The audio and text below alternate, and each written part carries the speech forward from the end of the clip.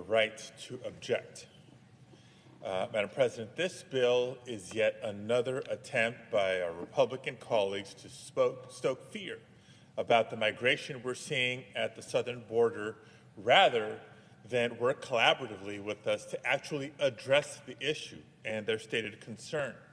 For a decade now, we have seen increasing arrivals at the southern border, especially of vulnerable populations. I'm talking families and unaccompanied children, many who are fleeing horrific conditions in their home countries, such as gang violence, drug trafficking, corruption, a global health pandemic, or the devastating effects of climate change, if not a multitude of these dangers.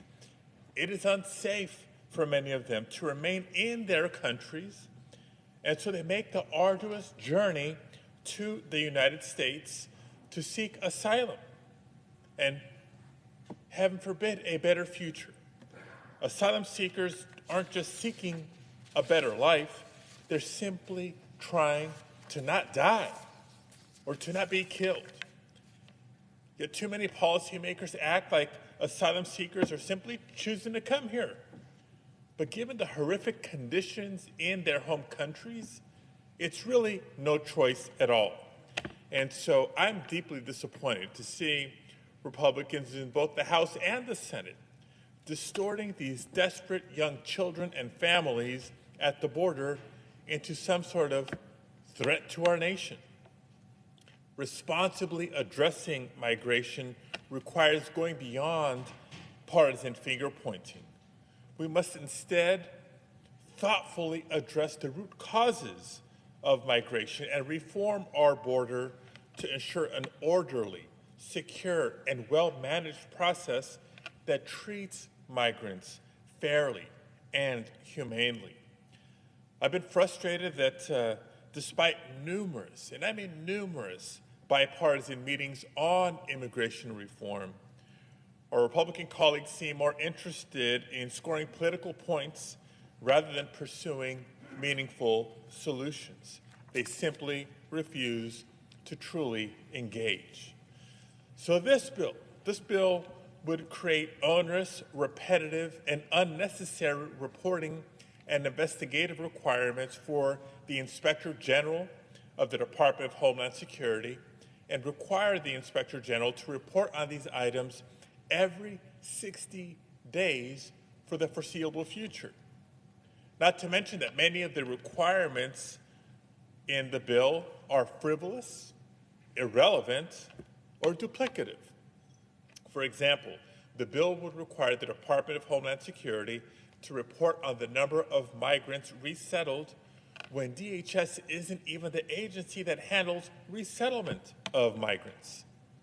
And DHS already has an Office of Immigration Statistics that does report on many of the same statistics that this bill would now require the Inspector General to report on. Finally, much of the rhetoric from my colleagues has centered around the large increase in the number of encounters at the border. Let me emphasize the word encounter at the border. However, these numbers ignore the large rates of recidivism that we're seeing. The ongoing use of Title 42 to block and expel asylum seekers at the southern border has led to an increase in the number of people crossing the border more than once. Under Title 42, single adults are rapidly processed at the border and sent right back to Mexico without a deportation order. What this arrangement has, in essence, done is incentivize repeated attempted crossings. According to the Migration Policy Institute, the recidivism rate is somewhere between 28 and 38%. So this encounter statistic that is being called for is actually misleading. Mr. President, I am more than willing to work with my colleague here to try to develop actual solutions to address migration at our border. But when I say solutions, I mean real solutions. Solutions that recognize the fundamental humanity of the desperate children and families that simply want to live to see their next birthday. Solutions that stay true to the values of our nation.